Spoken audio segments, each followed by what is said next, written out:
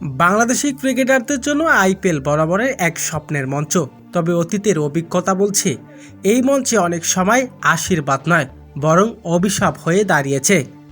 অতীতে আইপিএলের সুযোগ পেয়ে বেশিরভাগ বাংলাদেশি ক্রিকেটার মাঠে নামার সুযোগ পেয়েছে মাত্র একটি ম্যাচ। রাজ্জাক, আশরাফুল, মাশরাফি, তামিম ইকবাল কিংবা লিটন দাস সবাই এক অভিজ্ঞতার শিকার হয়েছেন। এক ম্যাচেই সুযোগ পেয়েছেন, তারপরেই বেঞ্চে ঠাঁই।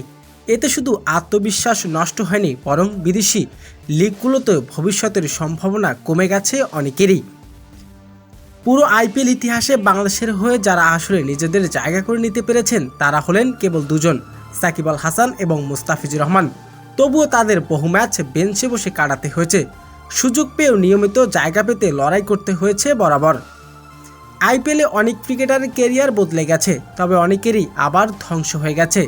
তাই উঠতিক তারকা রিশাদ হোসেনের ক্ষেত্রে যেন সেই পূর্ণ ভুল না হয়, এটাই এখন সবার প্রত্যাশা।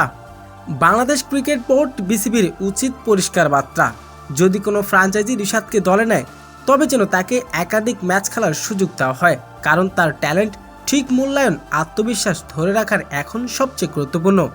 রিশাদ এখন শুধু বাংলাদেশের নয়, গোটা বিশ্ব ক্রিকেটের নতুন এক উত্তেজনার নাম। তার ক্যারিয়ার যেন আইপিএলে বেঞ্চে বসে হারিয়ে না যায়, এটাই চাওয়া কোটি ক্রিকেট প্রেমীদের।